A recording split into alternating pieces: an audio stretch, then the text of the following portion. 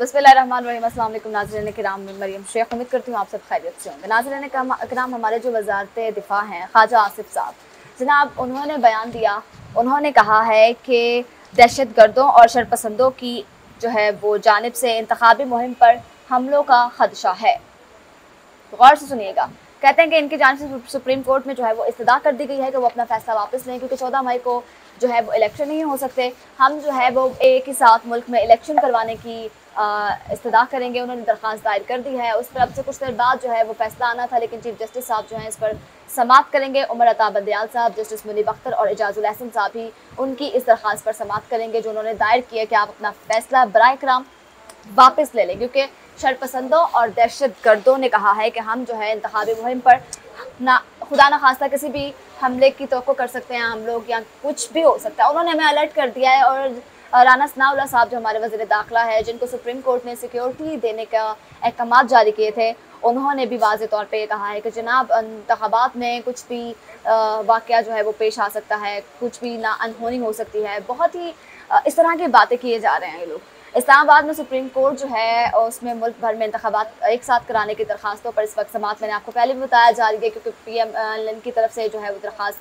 दायर करवाई गई थी। अदालत उज़्मा ने वफाकी हुकूमत से फ़ंड्स की फराहमी से मुतल्लिक जो है वो दोबारा जवाब तलब कर लिया, जिस पर चीफ जस्टिस का कहना है कि अगर इंतखाबात के लिए फ़ंड्स फ्राहम ना किए गए तो इसके संगीन नताइज आ सकते हैं। चीफ जस्टिस पाकिस्तान उमर अता बंदयाल की सरबराही में 3 रुकनी बेंच, मैं आपको पहले भी बता चुकी हूँ, इस केस की समाप्त कर रहा है। ये वही बेंच है जिसने 14 मई को इलेक्शन का ऐलान किया था, जिसको PTM ने मुस्तरद कर लिया। पार्लियामेंट में इसका बिल जमा करवाया गया। पार्लियामेंट ने कहा कि वज़ीर आज़म जो है वो इस फैसले को मुस्तरद कर दें, क्योंकि वज़ीर आज़म जो है सुप्रीम कोर्ट का फैसला मानने का अहल नहीं है। वज़ीर आज़म चाहें तो वो इसको नहीं मान सकते। ख्वाजा जो परवेज़ अशरफ है, राजा परवेज़ अशरफ, उनकी सदारत जो है, उनकी ज़ेर सदारत ये इजलास हुआ था जिसमें सब कुछ हुआ। वज़ारत दिफ़ा और 2 शहरियों की जानिब से मुल्क भर में इंतखाबात एक साथ कराने के लिए सुप्रीम कोर्ट से है रुजू किया गया। दौरान समाअत जस्टिस मुनीब अख्तर का कहना था कि पार्लियामेंट के वज़ीर आज़म पर अदम एतमाद के भी नताइज होते हैं।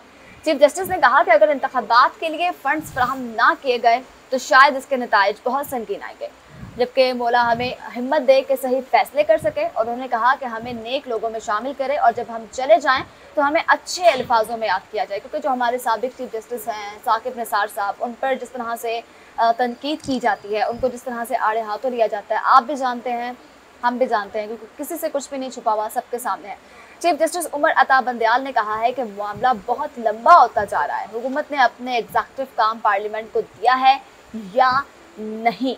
जबकि चीफ जस्टिस जो मुनीब अख्तर हैं, उन्होंने सवाल किया कि क्या कभी सप्लीमेंट्री ग्रांट की मंजूरी लेने में हुकूमत को शिकस्त हुई है। जबकि अटॉर्नी जनरल का कहना था कि साल 2013 में कटौती की तहरीकें मंजूर हो चुकी हैं। मौजूदा केस में ग्रांट जारी करने से पहले मंजूरी लेने के लिए वक्त था। जब जस्टिस मुनीब अख्तर ने कहा कि वजारत खजाना की टीम ने बार बार बताया कि सप्लीमेंट्री ग्रांट की मंजूरी बाद में ली जाती है। वजारत खजाना ने आइन के आर्टिकल 84 का हवाला देते हुए कहा था, क्या आपका केस ये है कि हुकूमत जिम्मेदारियों की अदायगियों में संजीदा है, लेकिन पार्लियामेंट ने मना कर दिया।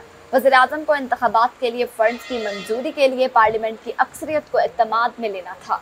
वज़ीर आज़म मुल्क के चीफ एग्जीक्यूटिव हैं, जबकि चीफ जस्टिस उमर अता बंदयाल का कहना था कि उम्मीद करते हैं हुकूमत आईनी अमल के लिए फंड्स की फराहमी पर मस्बत जवाब देगी, पॉजिटिव रिस्पॉन्स देगी। सिक्योरिटी सूरत हाल से मुतल्लिक हमें बताया गया है कि इलेक्शन कमीशन को क्यों लगता है कि माजी से अब सूरत हाल बहुत ख़राब है, क्योंकि माजी में दहशत गर्दी के दौरान भी इलेक्शन हुआ। मोहतरमा बेनज़ीर भुट्टो की शहादत के साल भी इंतखाबात हुए। जिस दिन जब मोहतरमा बेनज़ीर भुट्टो की शहादत हुई, उन दिनों वो इलेक्शन की कंपेन के लिए पाकिस्तान आई थी, उनको शहीद कर दिया गया। तब भी इलेक्शन मुलतवी नहीं किए गए थे और पीपल्स पार्टी एक भारी अक्सरियत के साथ जीती थी। तब आसिफ अली जरदारी जो हैं उनको मुंतखब किया गया था जनाब।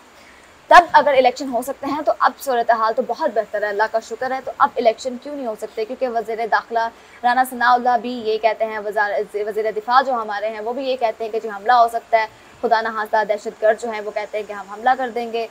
क्योंकि वज़ीर दाखिला जो है वो खुले अल्फाजों में ये कह रहे हैं कि इमरान खान जितना मर्जी जोर लगा ले, इलेक्शन जब हम चाहेंगे तब होंगे, आइन के मुताबिक होंगे और इसी साल होंगे। जनाब इसमें आइन का तो आप जिक्र ही ना करें, आइन तो एक साइड पर रह गया ना। जबकि जस्टिस मुनीब अख्तर ने कहा है कि वज़ीर आज़म के पास असम्बली में अक्सरियत होना लाजमी है। अटॉर्नी जनरल साहब समझने की कोशिश करें, मामला बहुत संजीदा है।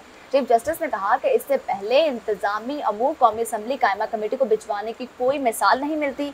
इंतखाबी अखराजात ज़रूरी नोयत के हैं, गैर अहम नहीं।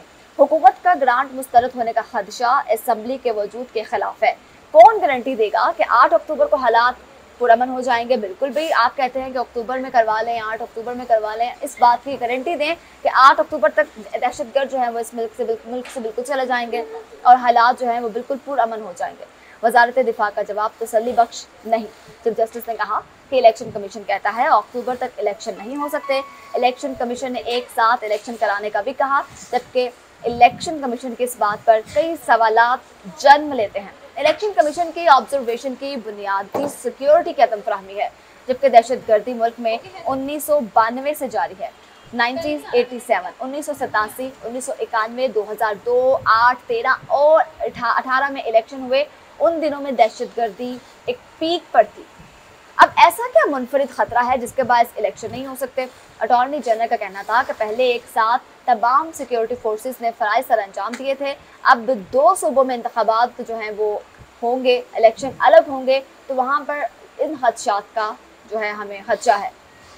जस्टिस एजाजुल एहसन ने कहा कि जब बरतानिया में जंग की सूरत हाल में भी एक दिन इंतखाबात में ताख़ीर नहीं हुई।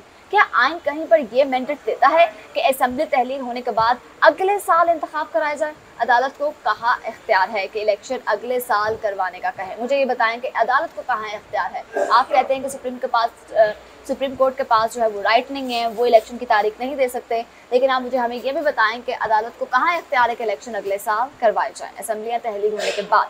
जस्टिस मुनीब अख्तर ने कहा, जनाब गुज़िश्ता साल एक हुकूमत का खात्मा हुआ था, अदालत नोटिस ना लेती तो कौमी असम्बली तहलील हो चुकी थी। सूबाई असम्बलियों के होते हुए कौमी असम्बलियों के इंतखाबात भी होने होते थे।